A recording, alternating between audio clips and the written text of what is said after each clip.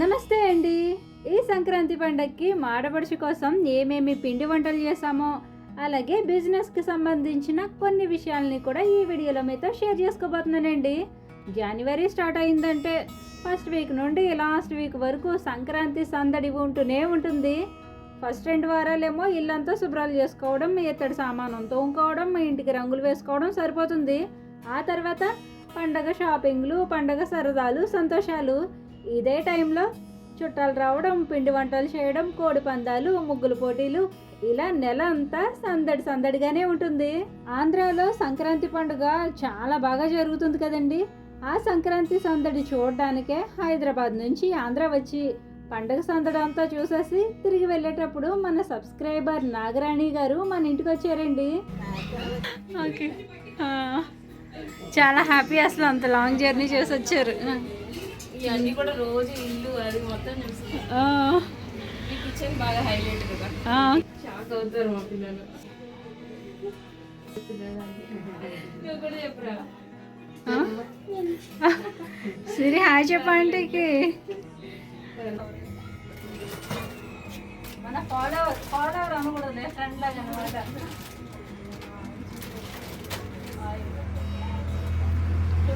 ఈ సిస్టర్ హైదరాబాద్లో ఉంటారటండి. మన ఇంటి వాతావరణం అన్నా, మన వీడియోస్ అన్నా చాలా ఇష్టమటండి. కాకినాడ దగ్గరలోనే నేను ఉంటానని తెలుసుకొని చాలా ప్రేమతో, అభిమానంతో నన్ను కలవడానికి వచ్చారు.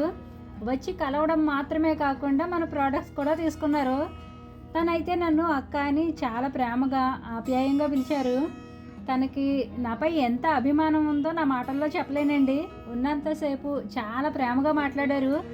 నేనైతే నా కోసం వచ్చినందుకు చాలా హ్యాపీగా ఫీల్ అయ్యాను. అలా ఆ రోజు పిండి వంటలతో, చుట్టం చూపుగా వచ్చిన మన నాగరాణి సిస్టర్ రాకతో సరదాగా గడిచిపోయింది.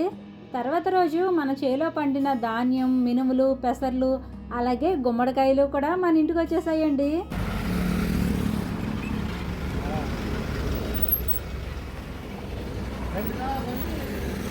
కాదు, అక్కడెందుకు ముందుకెళ్ళిపోయారు? ప్రీవియస్ వీడియోస్లో అమ్మాళ్ళ ఇంటి దగ్గర గుమ్మడికాయలు హార్వెస్ట్ చేసి చూపించాం కదండి. అవి ఇంకా మన చేలో పండిన ధాన్యం అంతా నాన్న మన ఇంటికి తెచ్చేశారు. లాస్ట్ ఇయర్ మనం పెట్టిన గుమ్మడి వడియాలు మన కస్టమర్స్ అందరికీ చాలా అంటే చాలా బాగా నచ్చాయండి.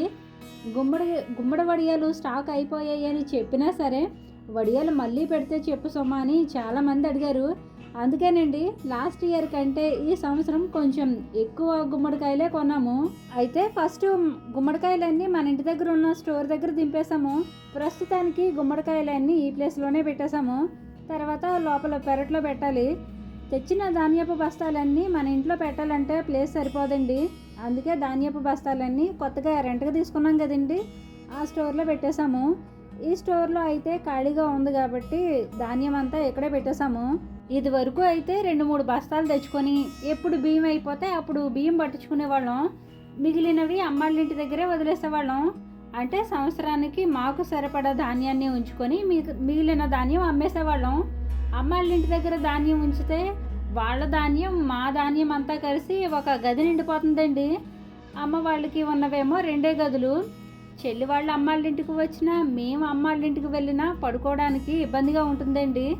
అందుకే మన ధాన్యం అంతా మన ఇంటికి తెచ్చేసాము. ఈ ధాన్యం అంతా అటుకులకి మాత్రమే కాదండి, వరిపిండి కోసం కూడా. ఎలాగో మన ప్రోడక్ట్స్లో అన్ని దోశ ప్రీమిక్స్ పౌడర్సే కాబట్టి బియ్యం కావాలి. ఇది వరకు అయితే రేషన్ బియ్యాన్ని కొనేదాన్ని. ఇప్పుడు రేషన్ బియ్యానికి బదులుగా మన ధాన్యమే బియ్యం ఆడించి పిండ్లకి వాడుకోవచ్చు. ఇప్పుడు ఎక్కువగా బ్రౌన్ రైసే వాడుతున్నారు కాబట్టి ఎవరికైనా బ్రౌన్ రైస్ కావాలంటే కూడా బ్రౌన్ రైస్ ఇవ్వచ్చు. బ్రౌన్ రైస్ వరిపిండి కావాలన్నా సరే ఆ పిండి కూడా పట్టించవచ్చు. అయితే ఈ బియ్యం కొంచెం రేషన్ బియ్యం లాగే ఉంటాయండి. సోనా మైసూర్ బియ్యంలా సన్నగా అయితే ఉండవండి. మాకైతే ఈ బియ్యాన్ని ఆర్జల్ బియ్యం అంటారు. సంక్రాంతికి ముందే అమ్మాళ్ళ ఇంటికి వెళ్ళాం కదండి, అలా వెళ్ళినప్పుడే ఇవన్నీ తెచ్చేసుకుందాం అనుకున్నాము. కానీ అప్పుడు ఈ వెహికల్ ఖాళీ లేదండి. తను సంక్రాంతికి వస్తానన్నాడు. అందుకని తెచ్చేవన్నీ నాన్నని తెచ్చామని చెప్పి మేము వచ్చేసాము. తర్వాత నాన్న ఇవన్నీ తెచ్చుకొని వచ్చారు. ఇక గుమ్మడికాయల్ని మన స్టోర్ ముందు పెట్టేసి ధాన్యపు బస్తాలు, మినుములు, పెసర్లు వేరే స్టోర్లో పెట్టాము. ఈ స్టోర్ తీసుకోవడం చాలా మంచిదైందండి. ఒకవేళ ఈ స్టోర్ తీసుకోకపోయి ఉంటే ఇవన్నీ ఎక్కడ పెట్టాలో తెలీదు. ముందు ముందు ప్రకృతి వ్యవసాయం చేసి పండ్లు, కూరగాయల్ని, పప్పుల్ని, బియ్యం అన్నీ ఆర్గానిక్గా పండించాలనేది నా కోరిక. కానీ అలా చేయాలంటే ఫైనాన్షియల్గా మనం కొంచెం స్ట్రాంగ్ అవ్వాలి. ఇంకొకటి ఏంటంటే నాకున్న ఇంట్రెస్టే మా నాన్నకి, మా వారికి కూడా ఉండాలి. ఎందుకంటే సలహాల వరకు నేను ఇచ్చిన కష్టం అంతా వాళ్ళదే ఉంటుంది కాబట్టి కొంచెం టైం పడుతుంది. అలాగే ప్రకృతి వ్యవసాయం చేయాలంటే నాటు ఆవుల్ని పెంచాలి. వాటిని పెంచి పోషించే స్తోమత మనకు ఉంటేనే ప్రకృతి వ్యవసాయం చేయగలం. ఈ సందర్భంలో మీకు సంగతి చెప్పలేండి. ప్రకృతి వ్యవసాయం చేయాలనే ఉద్దేశంతో యూట్యూబ్ ద్వారా పరిచయమైన ఒక మేడం గారిని 30,000 అప్పుగా అడిగానండి. మ్యాక్సిమం నేను అప్పు చేయనండి, కానీ వేరే దారి లేక అడిగాను. అది కూడా నేను ఆన్లైన్ బిజినెస్ స్టార్ట్ చేసిన కొత్తలో అండి. ఆ టైంలో ఆన్లైన్ బిజినెస్ మంచిగా సక్సెస్ అవుతుందని నేను అసలు ఊహించలేదు. నేను అప్పు అడిగిన మేడం గారు అమెరికాలో ఉంటారండి. అడిగిన వెంటనే 30,000 ఫోన్పే చేసేసారు. ఆ 30,000తో మంచి ఆవు కొనుక్కుందాం అనుకున్నాను. మంచి ఆవు కోసం మేము వెతుకుతూ ఉండగా ఇంకోవైపు ఆన్లైన్ బిజినెస్ జోరుగా స్పీడ్ అందుకుంది. ఈ టైంలో ఆవు కంటే ఒక స్టోర్ కట్టుకోవడం చాలా అవసరమని ఆ ఇచ్చిన 30,000తో ఇంటి దగ్గర రోడ్డు పక్కన ఉన్న ఖాళీ స్థలంలో స్టోర్ కట్టుకోవడం స్టార్ట్ చేశాము. ఎందుకంటే తయారు చేసిన ప్రోడక్ట్స్ స్టోర్ చేసుకోవాలన్నా, రా మెటీరియల్ పెట్టుకోవాలన్నా ఇల్లు చిన్నదిగా ఉండడం వల్ల చాలా ఇబ్బందిగా ఉండేది. అందుకే స్టోర్ కట్టుకోవాల్సి వచ్చింది.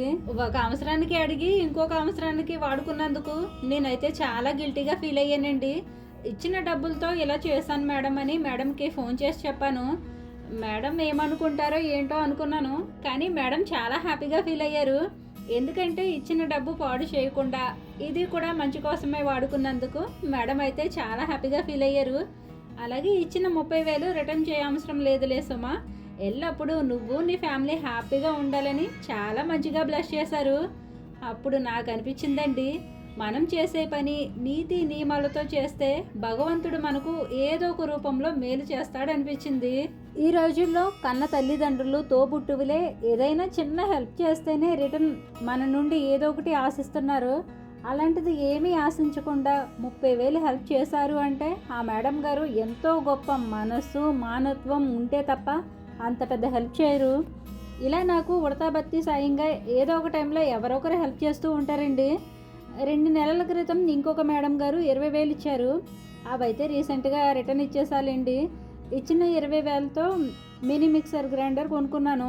యూట్యూబ్ నుండి నాకు శాలరీ రాగానే ఆ 20,000 రిటర్న్ ఇచ్చేసాను. నేను సంపాదించుకున్న డబ్బైనా, ఎవరైనా గిఫ్ట్గా ఇచ్చిన డబ్బైనా ఒకేలా చూస్తానండి. సంపాదించుకున్న డబ్బని ఒకలాగా, ఫ్రీగా వచ్చిందని మరోలాగా చూడండి. మా ఫ్యామిలీ అంతా కష్టపడే మా కష్టంతో పాటు మాకు చేయూతనిచ్చే ప్రతి ఒక్కరికి శిరస్సు వంచి పాదాభివందనాలు. మాలాంటి వాళ్ళే కాదండి, కాయ కష్టం చేసుకుంటూ జెన్యూన్గా కష్టపడే వాళ్ళు సమాజంలో చాలామంది ఉన్నారు. అలాంటి వాళ్ళకి ఎలాంటి హెల్ప్ చేయకపోయినా పర్వాలేదు, కానీ చేసే పనిని జస్ట్ సపోర్ట్ చేస్తే చాలు. ఓకేనండి, ఇక ఈ సంక్రాంతికి మా ఆడపడుచు కోసం, మా కోసం మా అత్తయ్య, మా చిన్నత్తయ్య కలిసి వండిన పిండి వంటలు ఇవేనండి. ప్రీవియస్ వీడియోలో మా చిన్నత్తయ్య వచ్చిందని చెప్పాను కదండి. వారం రోజులు సరదాగా మాతో పాటు ఉండి ఈ పిండి వంటలన్నీ హెల్ప్ చేసింది. చూసారు కదండి, ఈ సంక్రాంతికి వండిన పిండి వంటలు, అలాగే ఊరి నుంచి వచ్చిన గుమ్మడికాయలు, ధాన్యం అంతా కూడా. ధాన్యం తేవటం, అటుకులు పట్టించడం కూడా అయిపోయిందండి. గుమ్మడి వడియాలు శివరాత్రి వెళ్ళాక స్టార్ట్ చేస్తామండి. ప్రస్తుతానికి అటుకులు అయితే రెడీగానే ఉన్నాయండి. అటుకులు కావాలన్నా, మిగతా ప్రోడక్ట్స్ ఏం కావాలన్నా సరే స్క్రీన్ మీద కనిపిస్తున్న వాట్సాప్ నెంబర్కి కాంటాక్ట్ అవ్వండి. అటుకులు ప్రాసెసింగ్ వీడియో తర్వాత వీడియోలో షేర్ చేస్తాను. ఇక ఇవాల్టి వీడియో ఇంతేనండి. ఈ వీడియో లాస్ట్ వరకు చూసుంటే కనుక ఈ వీడియోపై మీ అభిప్రాయం ఏమిటో కామెంట్ చేసి, మీకు ఈ వీడియో నచ్చితే తప్పకుండా లైక్ చేయండి. మరో మంచి వీడియోతో మళ్ళీ వస్తాను. ఉంటానండి. నమస్తే.